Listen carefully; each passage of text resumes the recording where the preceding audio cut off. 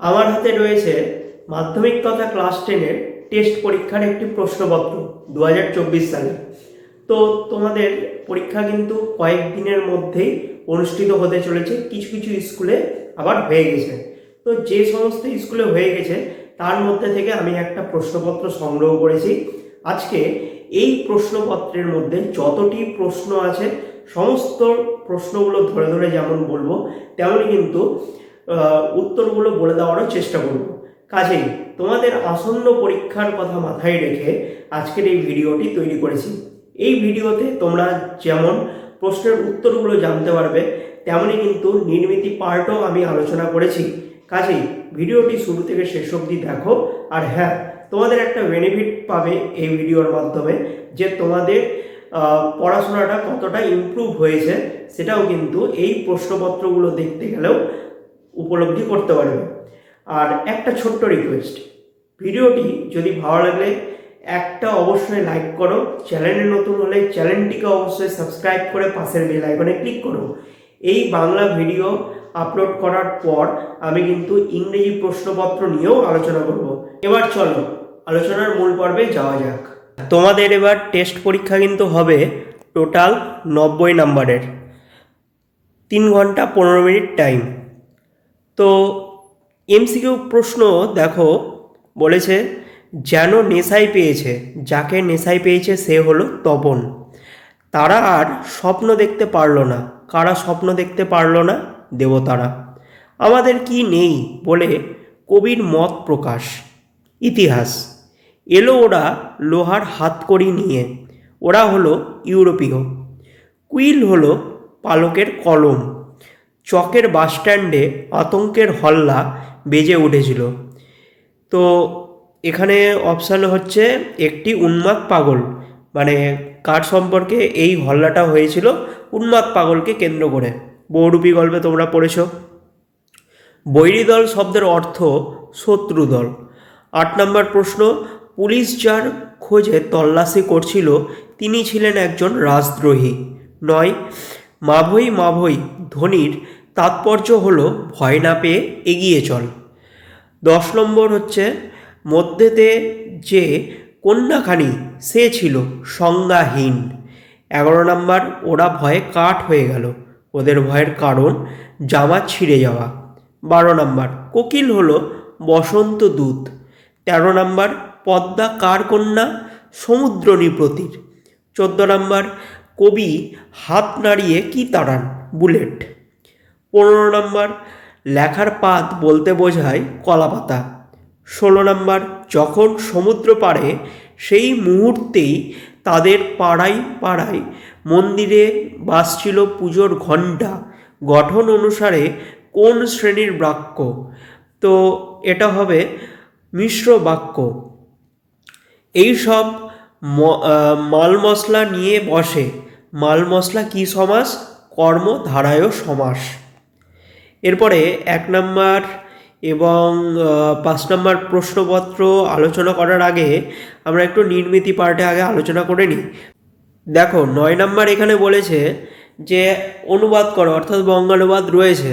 তো এটার উত্তরটা আমি তোমাদের লিখিয়ে দেওয়ার চেষ্টা করছি। দেখো, মাধ্যমিক 1991 সালে এই প্রশ্নপত্রটা কিন্তু এসছিল। Okay, honesty is a great virtue, এটা দিয়ে। তো এটার উত্তর হচ্ছে এই যে এটা, তোমরা স্ক্রিনশট নিয়ে নিতে পারো। আচ্ছা, এরপরে তোমাদের এই প্রশ্নপত্রে একটা পাবে বৃক্ষরোপণের উপযোগিতা বিষয়ে দুই বন্ধুর মধ্যে কাল্পনিক সংলাপ। তো এটারও উত্তর আমি লিখিয়ে দেওয়ার চেষ্টা করেছি। এই যে সংলাপটা রয়েছে, অনল এবং কমল এই দুই বন্ধুর মধ্যে কথোপকথন চলছে। তোমরা এখান থেকে স্ক্রিনশট নিয়ে নিতে পারো অ্যান্সারের। আচ্ছা, এইবার আমি আলোচনা করি একটু প্রবন্ধ রচনা। প্রবন্ধ রচনা তোমাদের 4টা দিবে, 4টার মধ্যে যে কোনো একটা লিখতে হবে। তো বাংলার উৎসব, এটা খুব ইম্পর্টেন্ট রয়েছে। তো বাংলার উৎসবকে কেন্দ্র করে তুমি কি রচনা লিখতে পারো চলো দেখে নিই। এই যে আচ্ছা, এখানে না একটা হেডিং করবে বাংলার উৎসব, ঠিক আছে, তারপরে তার নিচে ভূমিকা বলে পয়েন্টটা দিবে। তো ভূমিকাতে কি লিখবে দেখে নাও তোমরা। এরপরে পয়েন্ট দিতে পারো ধর্মীয় উৎসব, ধর্মীয় উৎসবে এই লেখাগুলো লিখতে পারো, দেখে নাও তোমরা ভালো মতন। আচ্ছা, এরপর সামাজিক পারিবারিক উৎসব, এই পয়েন্টটা তোমরা দিতে পারো। তো এই পয়েন্টকে কেন্দ্র করে যে লেখাগুলো হবে সেইগুলো আমি স্ক্রল করার চেষ্টা করছি। এরপরে তোমরা পয়েন্ট দিতে পারো ঋতু উৎসব, ঋতু উৎসবে এই লেখাগুলো তোমরা দিতে পারো। স্ক্রিনশট নিয়ে রাখো, খাতার মধ্যে টুকে রেখো বা অন্য জায়গা থেকে পড়ে যদি নিয়ে থাকো সমস্যা নেই। এরপরে হচ্ছে জাতীয় উৎসব, পয়েন্ট দিতে পারো। আর লাস্টে উপসংহার দিয়ে কিন্তু শেষ করতে হবে। আর হ্যাঁ, উপসংহার যদি কোনো রচনাতে তুমি যদি লিখে না আসতে পারো তাহলে কিন্তু অনেক নাম্বার কাটা চলে যাবে। তো কাজেই উপসংহার কিন্তু 2-3 লাইন হলেও একটু লিখে আসার চেষ্টা করো, কেমন? এরপরে আসি 3, 5 এবং বাকি 1 নাম্বার প্রশ্নগুলোতে কি বলেছে দেখো। আচ্ছা দেখো, 2 নাম্বার 2-1 বলেছে সেটাই যে হরিদার জীবনের পেশা, হরিদার জীবনের পেশাটি কি? আচ্ছা, এই প্রশ্নগুলোর উত্তর কিন্তু তোমরা বিভিন্ন নোটস বইয়েও পেয়ে যাবে বা হয়তো আগেও পড়েছো। তো যদি উত্তরগুলো লাগে আমাকে এই ভিডিওর কমেন্ট সেকশানে তোমরা জানিও, আমি অন্য একটা ভিডিওতে খুব তাড়াতাড়ি উত্তরগুলো লিখে দেওয়ার কিন্তু চেষ্টা করব। যদি কমেন্ট না করো আমি কিন্তু বুঝতে পারবো না। তো 2 নম্বর বলেছে ইত্যবসরে এই ব্যাপার, কোন ব্যাপারের কথা বলা হয়েছে? 3 নম্বর শোনামাত্র অমৃত ফতোয়া জারি করেছিল, ফতোয়াটি কি? 4 নম্বর এই বয়সেও কার প্রতি নদের চাঁদের আকর্ষণ? 5 নম্বর সব চূর্ণ হয়ে গেল, চূর্ণ হওয়ার কারণ কি? 6 নম্বর আমাদের মাথায় বোমারু, এ কথা বলার কারণ কি? 7 নম্বর বাঁধলে তোমাকে কি দিয়ে? 8 নম্বর ধূমকেতুকে কি নামে আখ্যা দেওয়া হয়েছে? 9 নম্বর তথা কন্যা থাকে সর্বক্ষণ, কন্যার বসবাসের জায়গাটি কেমন ছিল? 10 শকুন বা চিল বলতে কবি কাদের বুঝিয়েছেন? 11 স্টাইলাস কি? 12 যে লোক আজন্ম ইজার পড়েছে, ইজার কি? 13 নম্বর বিভক্তির কাজ কি? 14 নম্বর মুখ্য কর্ম কাকে বলে? 15 অকারক কাকে বলে? 16 নম্বর আসক্তি কি?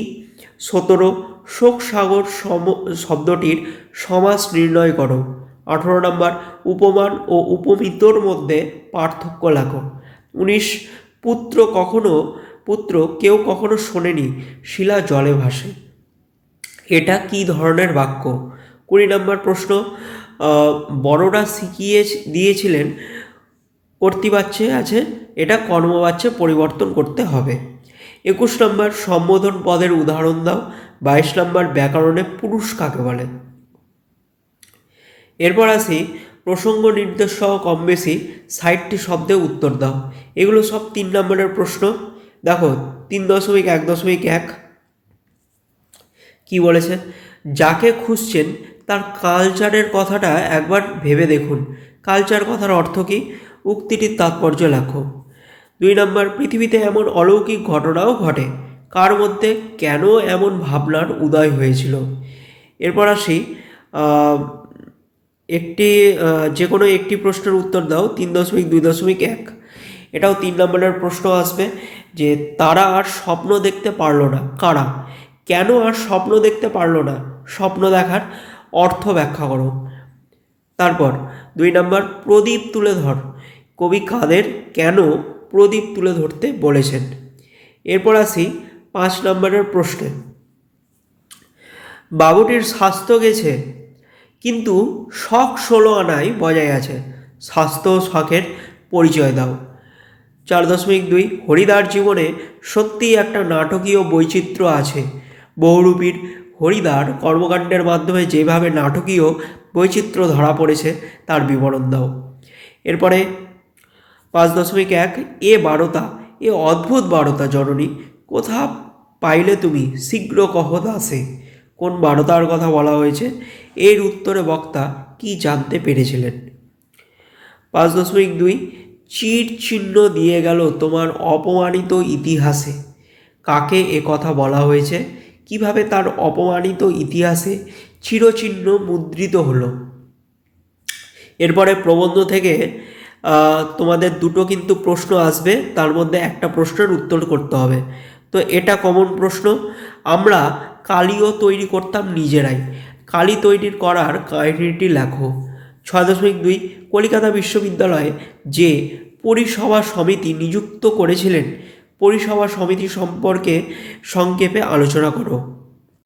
বাংলা শুধু হিন্দুর নয়, বাংলা শুধু মুসলমানের নয়, মিলিত হিন্দু মুসলমানের মাতৃভূমি গুলবাগ এই বাংলা। বক্তার এই মন্তব্যের তাৎপর্য বিশ্লেষণ করো। 7.2 তোমার কথা আমার চিরদিনই মনে থাকবে, উক্তিটির তাৎপর্য বিশ্লেষণ করো। এরপরে 5 নম্বরের প্রশ্ন কোনি থেকে আসবে, টোটাল 3টা, তার মধ্যে 2টো কিন্তু অ্যাটেন্ড করতে হবে। তো কি বলেছে? 8.1 দেখো বলেছে ট্যালেন্ট ঈশ্বরের দান। ট্যালেন্ট কি? ট্যালেন্ট সম্পর্কে ক্ষিতীশের মতামত কি ছিল? 8.2 এটা বুকের মধ্যে পুষে রাখুক। বুকের মধ্যে কি পুষে রাখার কথা বলা হয়েছে? 3 অবশেষে কোনি বাংলা সাঁতার দলে জায়গা পেল। কোনি কিভাবে বাংলা সাঁতারে স্থান পেল তা লেখো। এরপরে তো নির্মিতি পার্টটা আমরা আলোচনা করলাম আগে। তো ভিডিওটি ভালো লাগলে অবশ্যই একটা লাইক করো, চ্যানেলে নতুন হলে চ্যানেলটিকে সাবস্ক্রাইব করে পাশের বেল আইকনে ক্লিক করো। দেখা হচ্ছে পরবর্তী ইংলিশের ভিডিও নিয়ে।